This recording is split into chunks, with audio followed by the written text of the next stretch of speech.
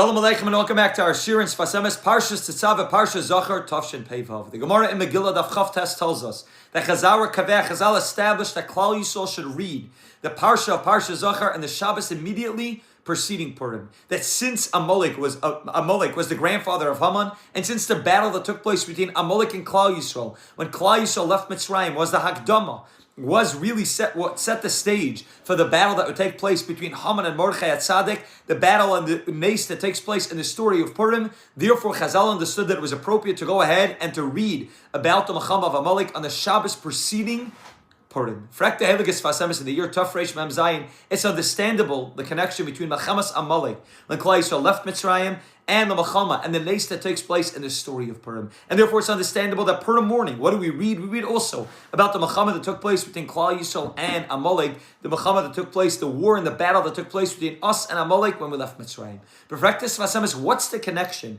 between Parshas Zachor and Shabbos Kodesh? Why only on Shabbos? Why don't we say the Monday or Thursday before? Why don't we say just on Purim morning, which is what we actually do? We learn about it on Purim morning. What's the connection between reading and learning Parshas Zachor and talking about Mechias Amalek specifically together with the concept of Shabbos? How does Shabbos allow us somehow to wipe out the Koyach of Amalek? Why do we need to specifically lane Parshas Zachor on the Shabbos preceding Purim?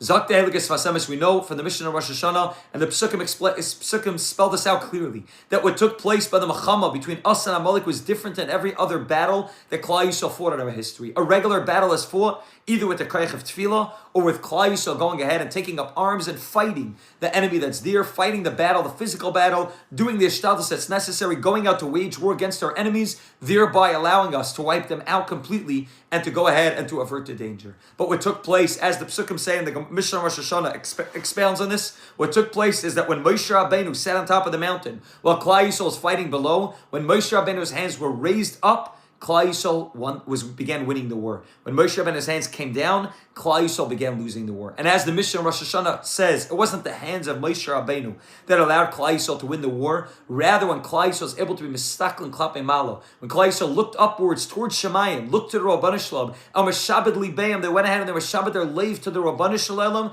Klal Yisrael was zeicha to win. When Klal Yisrael looked down and started saying, it's all me, and it's my ability to be able to win the war that's going to allow me to be successful, Klal Yisrael began losing the war. And there was a battle constantly of believing in the Rabbanu Shalom, of having this amunah to be able to say, we trust in the Rabbanu Shalom, to be able to be Meshabed our lave to the Rabbanu Shalom, or Chalila looking down and saying, thereby allowing us to begin losing the battle and to go ahead and to have to give over defeat in the hands of Amalek. But Fraktas Vasemis, if the whole thing is just about Klal Yisrael looking up at Shemayim or looking down, if the whole thing is about the Rabbanu Shalom versus Koichev Oitzim Yadi, what's this play that Moshe Rabbeinu is doing? Moshe Rabbeinu goes ahead, he picks his hands up over his head, he puts them down. Why does Moshe Rabbeinu need to do that? Rather let Klal Yisrael look at Shemayim. But clearly, if the Psukim tell us that this is what Moshe Rabbeinu was involved in, if the Mishnah Rosh Hashanah says that somehow by Moshe Rabbeinu lifting up his hands, that allowed Klal Yisrael to look up to Shemayim, there has to be a secret message in what Moshe Rabbeinu is doing when Moshe Rabbeinu is raising up his hands, and how that is the message and that is the weapon that Klal Yisrael has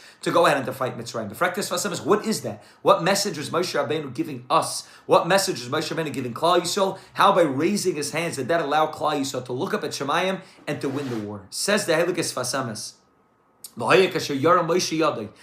lavara inyan al pi ma shekasavnu b'makam acher. Ki hayadayim is yedei Esav. The hands represent the world of physicality, the world of asiyah, the world of doing, as the pasuk says. Yadayim is yedei Esav. Sheba asiyah yesh le'achiza. Weird as Esav, weird as Amalek, which is an anacle of Esav. Weird as it have its achiza. Where can it put its claws in the place of asiyah, in the place of action? Avba pnimiyah shu kol Yaakov ein lo shum maga.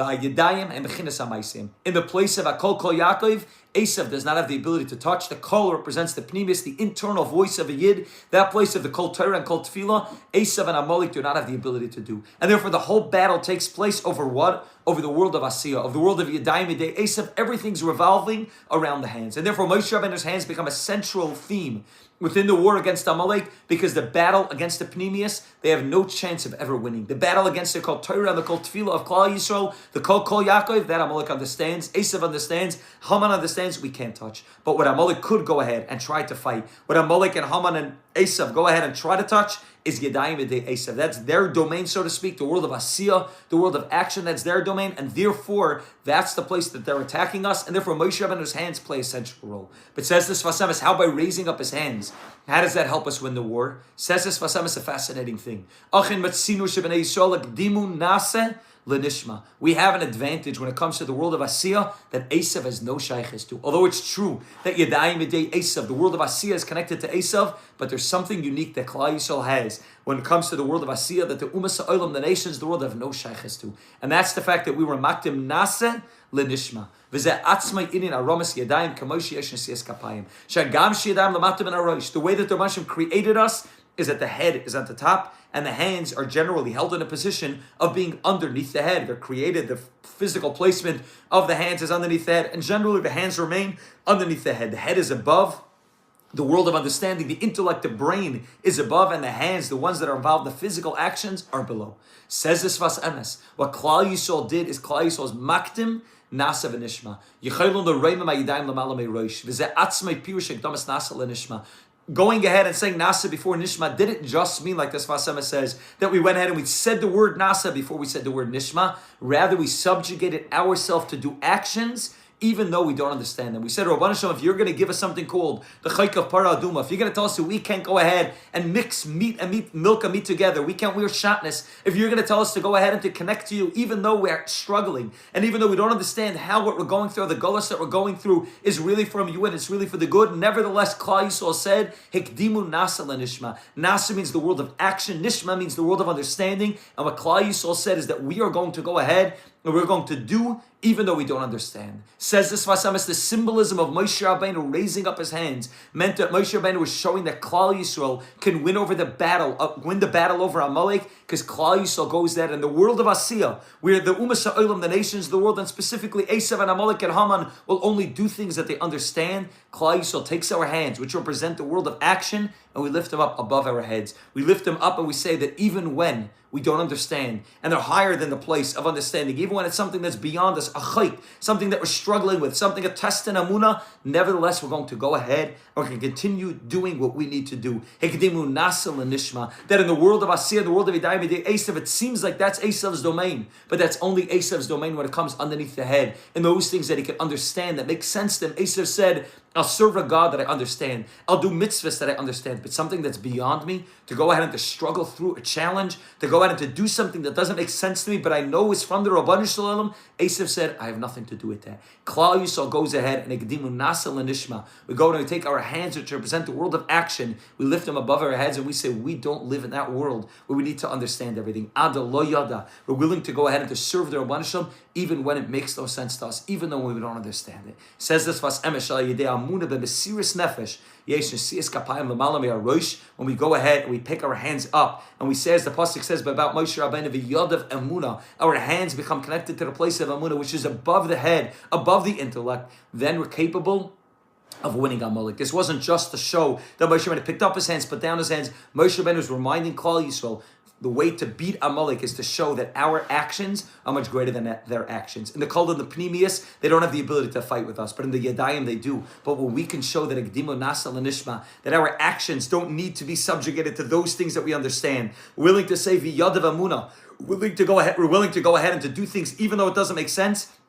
That's the way that Klal Yisrael is able to go ahead and to beat Amalek, able to fight Amalek.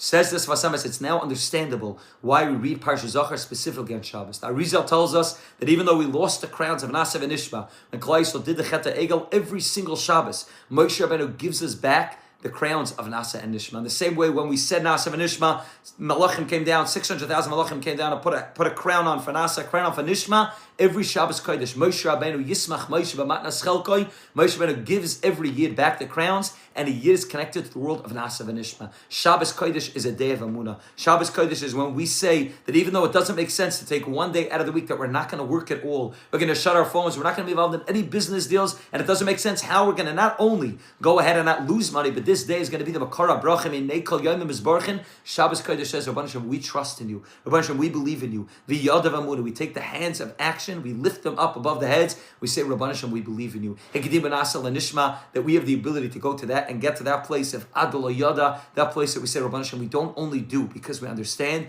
we do because we know that you told us to do it, and we trust in you, and we believe in you. And we believe that everything you're telling us is ultimately the greatest thing in the world for us. And gam ata b'Shabbos Kodesh, every single Shabbos, Yesha b'nei Yisrael, Koyach Aksarim, Klal Yisrael has back the Koyach Aksarim, Masha Gdimu Nasa Lenishma, v'gam b'Shabbos Kodesh Atzmai Shemevatlon b'nei Yisrael, Kol HaMaisim, v'Shoysim Mekol HaMalacha. Klal Yisrael goes ahead and Mevatel our whole Malacha. That's the bechinas of Yedayim, Moshe, the world, the hands of the world of the hands of Moshe, v'hi Yadav Emuna. Moshe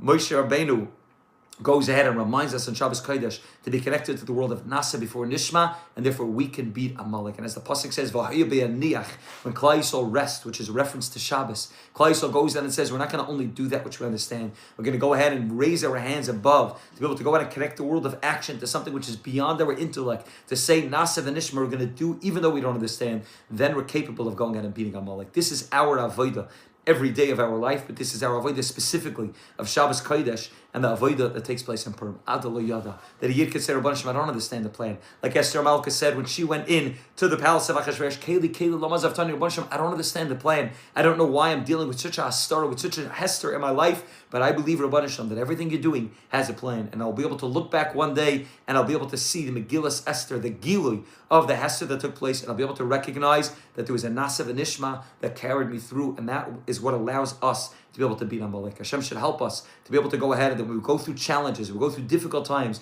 we go through our star in our life, to be able to pick up our hands, not in surrender, not in defeat, not to say we give up, rather to pick up our hands, v'yadav emunah, to pick up our hands to the place of emunah, above our intellect, above our heads, and say, Rabban Hashem, we trust you, v'yadav emunah, to be able to go ahead and to be able to be connected to the world of Emunah, and through that, to be able to go ahead and be Mavatal, the Koyach of Amalek, not just in Kol Yaakov, but in Yidayim B'di Esav as well. And by doing that, we'll be able to be Meshabed L'Beim Laviyim Shabashamayim, and be Zeichem Mitz Hashem to the Bittul of Amalek, the Zari Shel Amalek, and we'll be Zeichem Mitz Hashem to the Geula Hashlema.